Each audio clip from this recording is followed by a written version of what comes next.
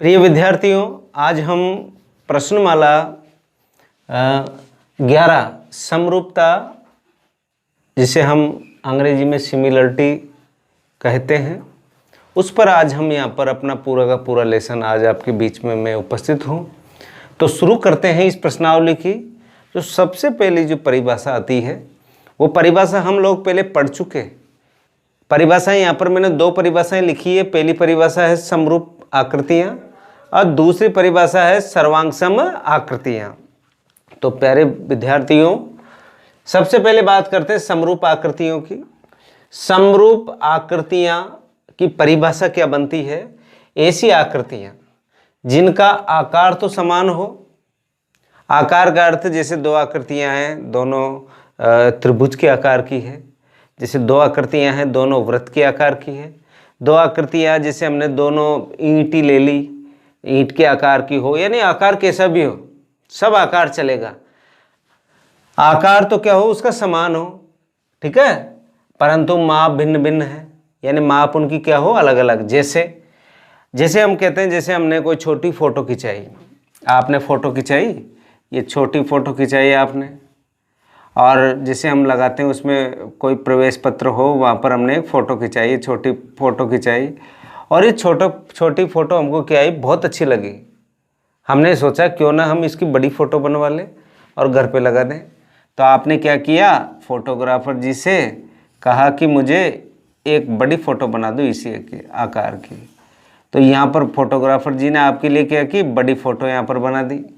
अब देखिए, ये भी क्या, कौन सा आकार है, वर्ग। ये भी आकार क्या है, वर्ग के आकार का, ठीक है। तो आकृतियों का आकार तो क्या हो गया, बराबर हो गया। ये भी वर्ग के आकार की है, ये भी वर्ग के आकार की है, परंतु इसमें अलग क्या है, माप अलग है। देखो ये 4 सेंटीमीटर 4 सेंटीमीटर 4, ये 4 मान लिया, ये कितना, जैसे 7 है 7 है 7 है और 7 है। तो आप कहोगे सर कि इसकी क्या है, आकार तो क्या है, समान है। आकार कैसा हो गया, वर्ग के आकार का, परंतु इसकी जो माप है वो क्या है, भिन्न भिन्न, यानी अलग अलग माप है। पता है आपको, ये वाली भुजा 4 की है, यहाँ कितनी 7 की है। तो ऐसी आकृतियों को हम कौन सी आकृति कहते हैं, समरूप आकृति कहते हैं। जैसे एक और लिया मैंने, ये मैंने एक ट्राइंगल लिया, त्रिभुज ए बी और सी। एक त्रिभुज और ले लिया मैंने, ये लिया डी ई एफ। अब आप कहोगे सर ये भी मामला ऐसा ही है, इसका आकार कैसा है? आप कहोगे सर त्रिभुज के आकार का है, परंतु यहाँ पर गड़बड़ कहाँ है कि इसकी माप क्या है, भिन्न है। आप कहोगे जैसे 5 सेंटीमीटर, ये 4 सेंटीमीटर, ये 7 सेंटीमीटर है, यहाँ पर आ गया 2 आ गया, 1 आ गया और 3 आ गया। अब आप कहोगे कि ये क्या है, कि इनकी माप क्या है, भिन्न भिन्न है।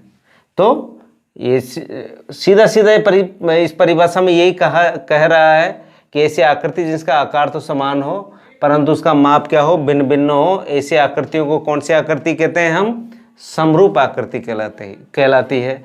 अब इसको लिखते कैसे हैं, इसको लिखते ऐसे हैं, जैसे मैंने यहाँ पर लिखा त्रिभुज ABC और ये त्रिभुज DEF। अब इसको समरूप आकृति के रूप में जब हम लिखेंगे तो ये एक चिन्ह है इस आकृति का, ये समरूप का जो चिन्ह है वो इस तरीके से है।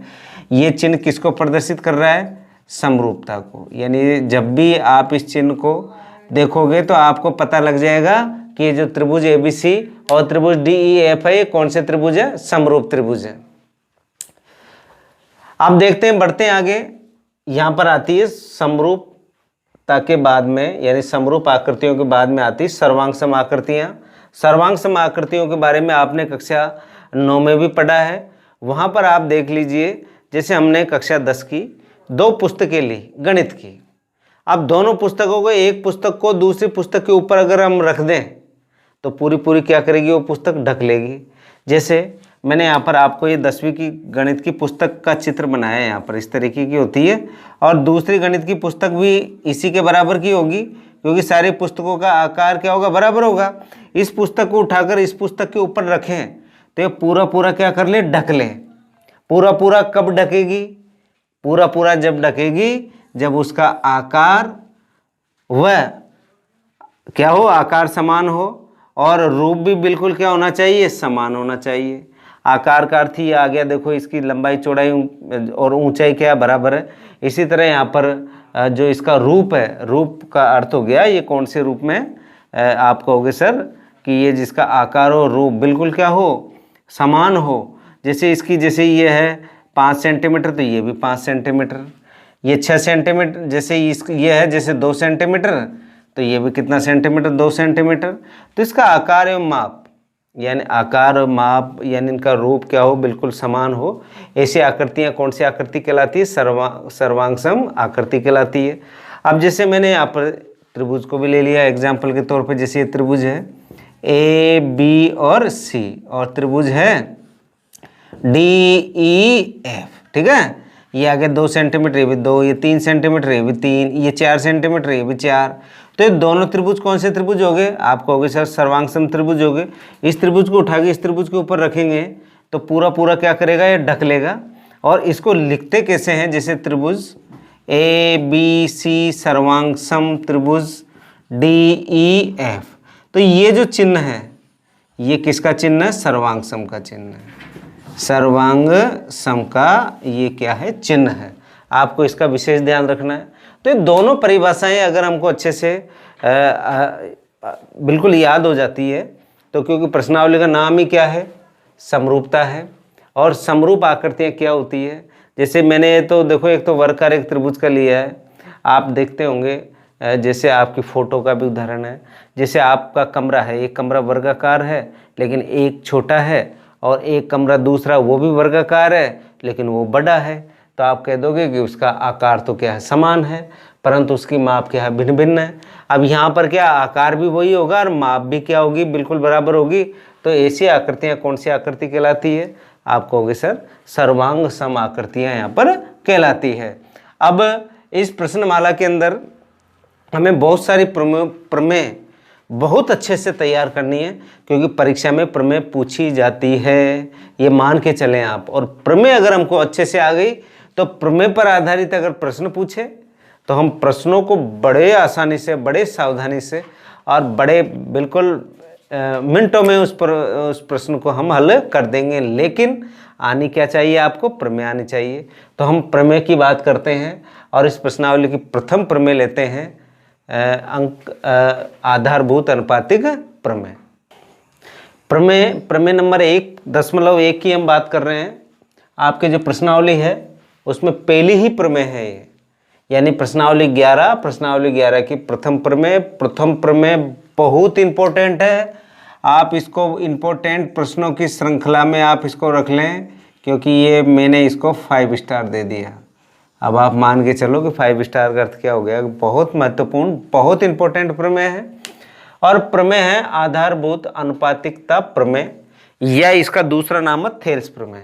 आपके बोर्ड परीक्षा के अंदर, परीक्षा पे अगर ये पूछा जाए कि थेल्स प्रमेय लिखिए और सिद्ध कीजिए, तो आप कहोगे सर क्या करें। तो आपको क्या करना है, ये जो 2 लाइनें मैंने नीचे लिखी है इसको लिखनी है, पूरी लाइन को, ठीक है। वो ऐसे भी कह सकता है आधारभूत अनुपातिक प्रमेय लिखिए और सिद्ध कीजिए। ऐसे भी कह सकता है थेल्स प्रमेय लिखिए और सिद्ध कीजिए। अगर ऐसे पूछा, मैंने 2 बातें बताई आपको, आधारभूत अनुपातिक प्रमेय लिखिए और सिद्ध कीजिए, थेल्स प्रमेय लिखिए और सिद्ध कीजिए, तो आपको ये 2 लाइनें लिखनी है। और हो सकता है आपको 2 लाइनें लिखी हुई मिल जाए वहाँ पर कि किसी त्रिभुज की एक भुजा के समांतर खींची गई एक रेखा त्रिभुज की शेष दोनों भुजाओं को प्रतिच्छेद करे, तो यह दोनों भुजाओं को समान अनुपात में क्या करती है, विभाजित करती है। तो इस प्रमेय को मैंने आपको 3 तरीके से प्रश्न बनते हैं इसमें, थेल्स के प्रमेय लिखिए और सिद्ध कीजिए, आधारभूत अनुपातिक प्रमेय लिखिए और सिद्ध कीजिए। अगर ऐसा पूछा तो 2 लाइनें आपको लिखनी पड़ेगी, और अगर ये 2 लाइनें आ गई तो फिर आपको सीधा यहाँ पर हल करना पड़ेगा। तो यहाँ पर सबसे पहली बात आती है दिया हुआ है। दिया हुआ है, अब देखिए इसमें क्या क्या दिया हुआ है, इस पे देखते हैं। किसी त्रिभुज, तो हमको पता लग गया, एक तो क्या दे रखा है, त्रिभुज दे रखा है। तो आप त्रिभुज का चित्र यहाँ पर आसानी से बना दें। ये कोई त्रिभुज मैंने यहाँ पर देखो ये बना दिया, ठीक है। इस त्रिभुज का नाम दिया ए बी और सी। त्रिभुज दे रखा है तो यहाँ पर लिखेंगे एक त्रिभुज है, फिर देखो त्रिभुज की एक भुजा के समांतर खींची गई एक रेखा, जैसे इस BC के समांतर मैंने यहाँ पर एक रेखा खींच दी, ये है, इसका नाम रख दिया ABC, इसको दिया D और E। ठीक है, हमने क्या किया, एक त्रिभुज दे रखा है, एक भुजा के समांतर खींची गई एक रेखा, समांतर खींची है हमने, और खींची क्या है, एक रेखा खींची है। किसके समांतर, BC के समांतर हमने ये DE रेखा खींची। ठीक है, ये उसने दे रखा। आगे देखो, त्रिभुज की शेष दोनों भुजाओं को प्रतिच्छेद कर रही है। इस भुजा के समांतर हमने DE रेखा खींची। अब ये शेष दोनों भुजाएं कौन कौन सी, AB और AC को प्रतिच्छेद कर रही है कि नहीं कर रही, D और E बिंदु पर प्रतिच्छेद कर रही है, यानी काट रही है। अब उसने आगे क्या कहा, यहाँ तक तो देने वाली बात हो गई, उसने क्या क्या दिया था, तो दिया है उसको हम लिखते हैं। त्रिभुज ABC जिसमें BC समांतर DE, BC समांतर DE दी हुई है आपको। ठीक है, अब ये दोनों भुजाएं कौन सी, ये BC भुजा के समांतर DE भुजा है, और ये DE भुजा, ये जो आपके त्रिभुज की जो दोनों भुजाएं हैं उनको D और E पर क्या करती है, प्रतिच्छेद करती है। यहाँ पर लिखते हैं एवं AB तथा AC को DE भुजा D तथा E पर प्रतिच्छेद करती है, प्रतिच्छेद करती है। हमने साधारण वे में यहाँ पर इसको प्रदर्शित किया है। उसने कहा कि भाई त्रिभुज, हमने त्रिभुज बना दिया ABC। उसने कहा कि एक भुजा के समांतर एक भुजा खींचनी है, हमने BC भुजा ली, इसके समांतर के कौन सी भुजा खींचती, D भुजा खींच दी। फिर उसने कहा कि ये त्रिभुज की शेष दोनों भुजाओं को प्रतिच्छेद करती है, ये कर दिया। देखो ये AB और AC को ये D और E पर ये भुजा क्या करती है, प्रतिच्छेद करती है, ये भी बात हो गई। अब आगे बढ़ो, नंबर 2 पे सिद्ध करना है। नंबर 2 पे बात आती है सिद्ध करने की, यानी सिद्ध करना है। अब सिद्ध करना वो भी इसी में से ढूंढें। सिद्ध करने में देखो ये जो बाकी लाइन बच रही है ये सिद्ध करने की, ये कौन सी है, यह दोनों भुजाओं को समान अनुपात में विभाजित करती है। कौन करती है, ये DE भुजा। ठीक है, ये DE भुजा के ये D और E जो बिंदु है, ये दोनों भुजाओं को समान अनुपात में क्या करती है, विभाजित करती है। तो सिद्ध ये करना है, AD बटा DB बराबर AE बटा EC। बात आई समझ में, नहीं आई तो एक बार और देखें। यहाँ पर इसने क्या कहा कि ये त्रिभुज है, त्रिभुज की एक भुजा के समांतर एक भुजा हमने खींची, ये भुजा इन दोनों भुजाओं को समान अनुपात में क्या करती, विभाजित करती है। समान अनुपात का अर्थ हो गया AD बटा DB बराबर AE बटा EC। ठीक है, यानी AD बटा DB और AE बटा EC ये समान अनुपात में क्या कर रही है, विभाजित कर रही है। ये बात आपको क्या करनी है, यहाँ पर सिद्ध करनी है। नंबर 3 आता है रचना का। अब रचना क्या कहती है आपसे, रचना ये कहती है, देखिए क्या क्या करना है, ये थोड़ा सा आपको याद रखना है। आपको किससे किसको मिला देना है, D इसको E को B से मिला देना है, D को किससे मिला देना, C से मिला देना है। D से ये जो AC भुजा है इस पर क्या डालना है, लंब डालना है। ठीक है, इसी तरह E से ये जो AB भुजा है इस पर क्या डालना है, लंब डालना है। लंब डालोगे तो लंब डालने के बाद में आप इसका जो बिंदु देते हैं हम इसका नाम देते हैं E के बाद में F और ये क्या हो गया, G हो गया। ओके, लंब से तात्पर्य यहाँ पर कितने डिग्री का कोण, 90 का। यहाँ पर भी कितने डिग्री का कोण, 90 डिग्री का कोण। तो आपने क्या की, आपने किया काम, B को E से मिलाया, C को D से मिलाया, DG किस पर लंब बनाया हमने, AC पर, और EF किस पर लंब, AB पर। ये काम हमने किस में किया, रचना में किया। तो यहाँ पर लिखते हैं कि त्रिभुज ABC में ई को बी से, ई को किससे मिलाया? बी से मिलाया। ठीक, आगे बढ़ो। सी को डी से मिलाया, ये तो मिलाने वाली बात हो गई। अब आगे देखो, आपने लंब डाला, कौन सा? आप कहोगे सर ये DG लंबवत है। ये DG लंबवत है किस पर? AC पर। ये AC लिखा मैंने। इसी तरह ये EF लंबवत है किस पर? AB पर। ये AB पर। ठीक है, ये बात किस में लिख दी मैंने? रचना में लिखी। यानी दिया हुआ है, आपको इन दोनों लाइनों में से निकालना है। क्या निकालना था? एक त्रिभुज ABC और जिसकी एक भुजा के समांतर एक भुजा खींची गई, तो BC के समांतर हमने DE खींची और समांतर होने के बाद में उसने क्या कहा कि ये दोनों भुजाओं को प्रतिच्छेद कर रही है भाई ये और D पे। फिर सिद्ध क्या करना था कि ये भुजा जब इन दोनों बिंदुओं को, ये दोनों बिंदु इन दोनों भुजाओं को जब प्रतिच्छेद कर रहा है तो ये दोनों भुजाओं को किस में बांटती है? समान अनुपात में क्या करती है? बांटती है। आपको सिद्ध करना है। इसमें रचना में क्या किया आपने? इन बिंदुओं को B को E से, C को D से, DG लंबवत है किस पर? AC पर, और EF लंबवत है किस पर? AB पर। अब इसमें थोड़ी सी आप एक बात समझें, जैसे हम कोई पहाड़ पे चढ़े, ये पहाड़ है आपका, ये पहाड़ है, ये मान के चले आप। इस पहाड़ पे जब चढ़ गए आप, यहाँ पर पहुँच गए बिल्कुल ऊपर। अब इसको मापना है कि कितना ऊंचा है, तो आप A से फीता लेके थोड़ी मापोगे। आप क्या करोगे? फीते को यहाँ से बिल्कुल ऐसे लटकाओगे और ये धरातल है आपका, तो यहाँ से 90 डिग्री का कोण है, तो ये क्या कहलाएगी? इस पहाड़ की ऊंचाई।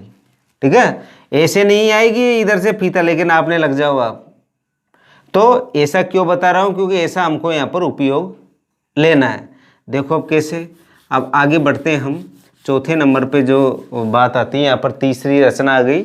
चौथे नंबर पे आती है उपपत्ति। उपपत्ति के अंदर देखिए यहाँ पर हम दो त्रिभुज लेते हैं। एक तो त्रिभुज लेते हैं ऊपर वाला, ये वाला त्रिभुज, ये ऊपर वाला मैंने अलग से बना दिया चित्र। ये A, D और E। ठीक है, ये लंब डल रहा है यहाँ पर F। ओके, एक त्रिभुज लेते हैं इधर वाला, ये वाला त्रिभुज, ये त्रिभुज लेते हैं। इस त्रिभुज का चित्र मैं बना रहा हूँ यहाँ पर, ये इस तरीके से बना हुआ है ये वाला त्रिभुज।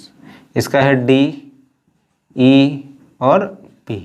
इन दोनों त्रिभुजों के क्षेत्रफलों का अनुपात लेंगे हम। देखो यहाँ पर त्रिभुज A, D, E का क्षेत्रफल बटा त्रिभुज इधर वाला क्या है? B, D, E। त्रिभुज B, D, E का क्षेत्रफल। अब आप बचपन से पढ़ते आ रहे हो क्षेत्रफल का सूत्र त्रिभुज का क्या होता है? 1/2 आधार इंटू ऊंचाई, यही होता है, बटा 1/2 आधार इंटू ऊंचाई। ये बचपन से पढ़ते आ रहे हैं हम। अब देख लीजिए यहाँ पर 1/2 आधार, किसका आधार? ADE। ये ADE आधार हम लेते हैं जिस रेखा पर क्या डल रहा है? लंब। इसको क्या लिया हमने? आधार। तो आधार क्या आ गया? AD। ये आ गया AD इंटू, अब इसकी ऊंचाई चाहिए, ऊंचाई लंबवत वाली लेते हैं, तो ये क्या हो गई? इसकी ऊंचाई क्या है? ये EF। EF लंबाई हो गई, बटा दूसरे नंबर पे चलो, नीचे वाले में 1/2। जब हमने इस छोटे वाले त्रिभुज में आधार इधर से लिया है, तो इसका आधार भी यही लेंगे, ये वाला। इसका आधार क्या हो गया? DB इंटू DB इंटू, अब देखो इसकी क्या चाहिए? ऊंचाई। ऊंचाई यही तो होगी। अभी अभी मैंने पहाड़ पे चढ़ाया था आपको। इस पहाड़ को अगर हम सीधा कर दें तो यहाँ से धागा लटकाएंगे तो इससे लंबवत ऐसे ही तो जाएगा ये। तो ये क्या हो गई? इसकी ऊंचाई। और ये क्या है? EF। क्योंकि आप इस पहाड़ पे, आप इसको पहाड़ समझें, अब इसको सीधा करते हैं तो आप पहाड़ी पे जब डोरा लटकाओगे तो यही तो डोरा जाएगा लंबवत, तो इसकी ऊंचाई, इस त्रिभुज की ऊंचाई के रूप में हम किसको लेंगे, ई एफ को लेंगे। तो यहाँ पर क्या आ गया, ई एफ आ गया। अब देख लीजिए यहाँ पर त्रिभुज ए डी ई का क्षेत्रफल बटा त्रिभुज बी डी एफ का क्षेत्रफल बराबर 1/2 से तो 1/2 कट गया, ई एफ से ई एफ कट गया, क्या बचा ए डी बटा डी बी। इसको दिया मैंने समीकरण नंबर 1। तो यहाँ तक कोई समस्या आपको होनी नहीं चाहिए। अब हमने क्या किया था, पहले ये ऊपर वाला ट्राइंगल लिया था, इधर वाला लिया था। अब क्या करते हैं डियर स्टूडेंट, अब आप देखो यहाँ पर अब कौन कौन से मैं ट्राइंगल ले रहा हूँ। ऊपर वाला तो लेना ही लेना हमको, ये ऊपर वाला छोटा वाला ट्राइंगल, ये ए डी और ई, ये लंब इधर डल रहा है, अब इसकी बात करेंगे। और ये वाला लेते हैं इधर वाला त्रिभुज, ठीक है। ये मैंने यहाँ पर ये त्रिभुज दूसरा वाला ले लिया, ये वाला ट्राइंगल ले लिया, ठीक है। अब ध्यान दें इधर इस वाले त्रिभुज में और ऊपर वाले त्रिभुज में हम क्षेत्रफल का क्या चाहिए, हमको अनुपात चाहिए। तो यहाँ पर मैं लिख रहा हूँ, ध्यान देना इसको, कौन कौन से त्रिभुज की बात कर रहा हूँ मैं, त्रिभुज ए डी ई का क्षेत्रफल बटा त्रिभुज कौन सा, त्रिभुज लेंगे सी डी ई का क्षेत्रफल, त्रिभुज सी डी ई का क्षेत्रफल। आपको सूत्र पता है, 1/2 आधार इंटू ऊंचाई होता है त्रिभुज का, 1/2 आधार इंटू ऊंचाई, ठीक। अब बढ़ते हैं आगे, 1/2 आधार। अब ये लंब कहाँ जा रहा है, इधर जा रहा है, देखो यहाँ पर। तो ये भुजा लेंगे, अब कौन सी लेंगे, ए। तो ए क्या हो गया, इसका आधार हो गया, इनटू अब इसकी क्या चाहिए, ऊंचाई, ऊंचाई क्या लेंगे, डी जी, ये डी जी बटा। अब देख लीजिए यहाँ पर दूसरा जो ट्राइंगल है आपके पास सी डी ई का क्षेत्रफल, ये सी डी ई का क्षेत्रफल, आधार हम क्या लेंगे, ई सी।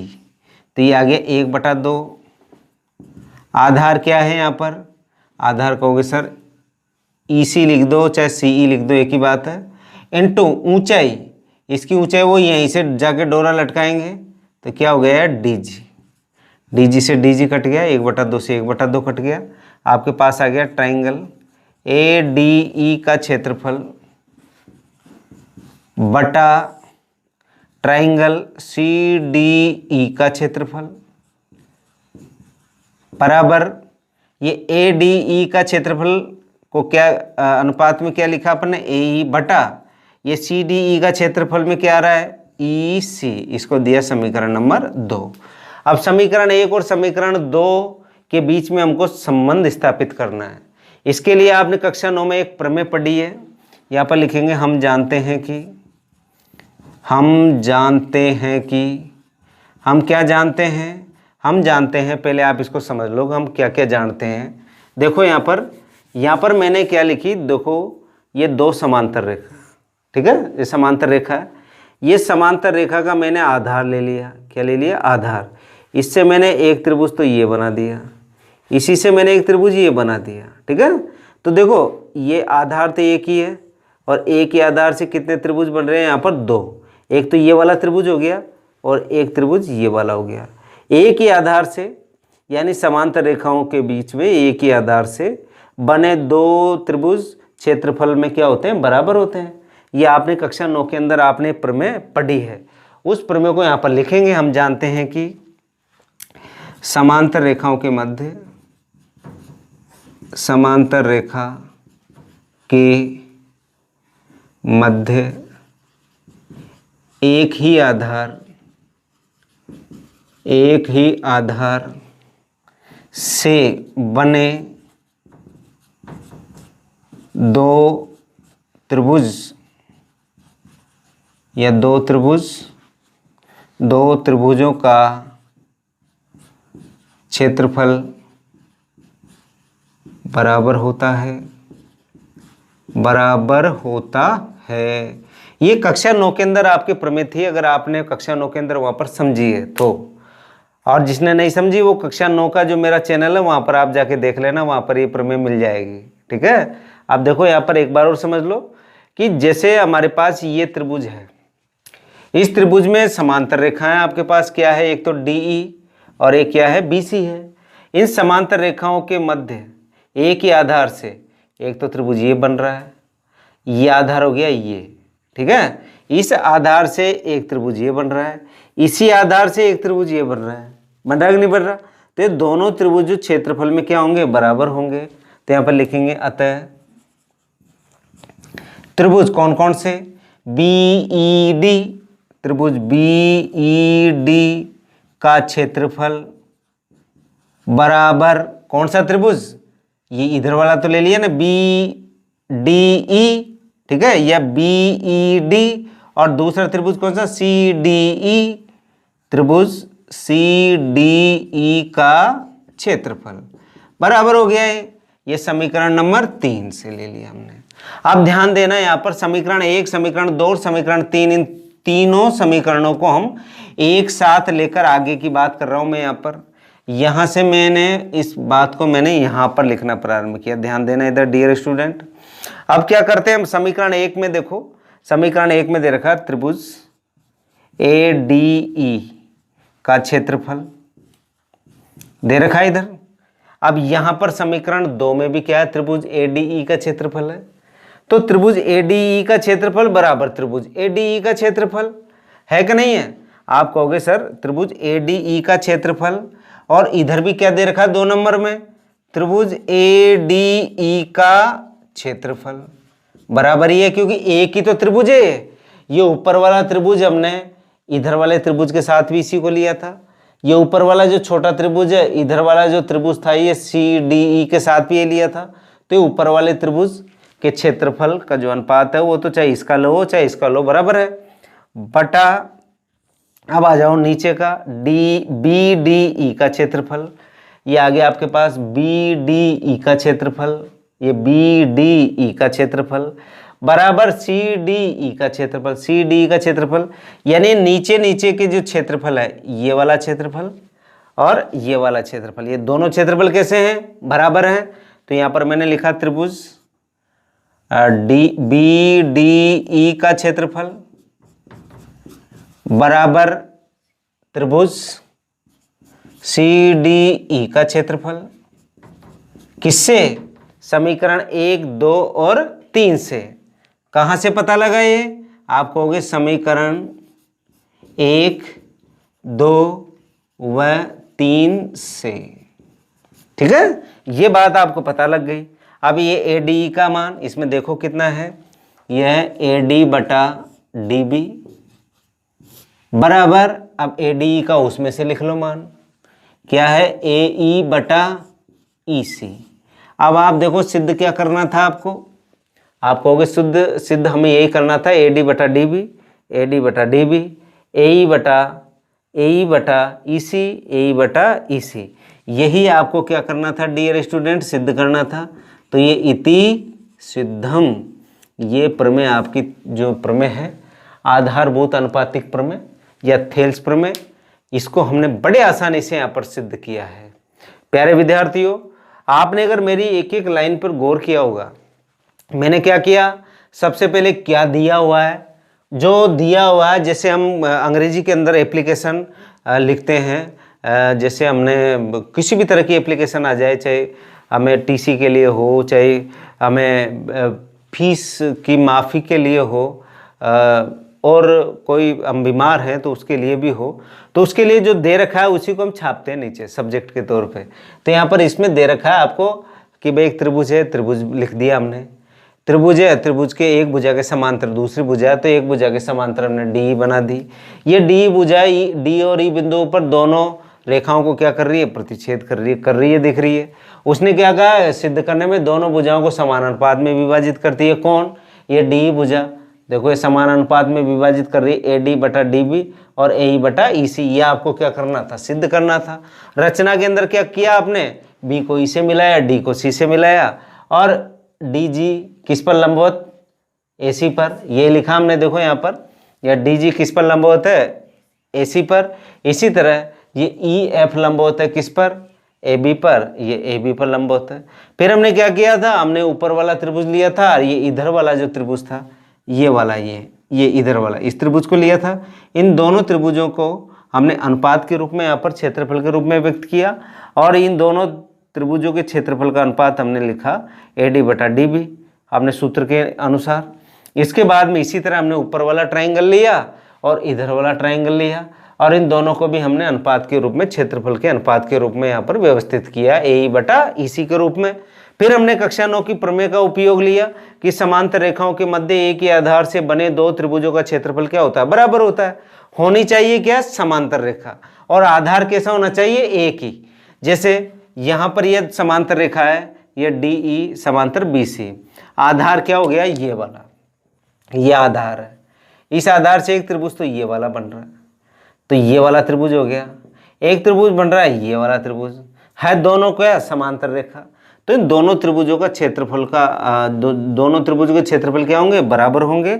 यही मैंने आपको इस प्रमेय में दर्शाई है। ये कक्षा 9 में आपने पढ़ा होगा डियर स्टूडेंट, कक्षा 9 के अंदर ये प्रमेय आपकी पुस्तक में है, वहाँ से मैंने यहाँ पर उसका रिजल्ट आपके लिए लिखा है। इसके बाद में जब दोनों बराबर है तो आपको पता है नीचे वाले जो नंबर है, ये नीचे वाले दोनों त्रिभुज है, इसका लो और इधर वाले का लो, इन दोनों को क्या कर दिया हमने, बराबर सिद्ध कर दिया। तो ऊपर ADE और AD ये तो बराबर है ही, एक ही त्रिभुज है, और नीचे वालों को भी हमने इनका क्षेत्रफल क्या कर दिया, बराबर सिद्ध कर दिया।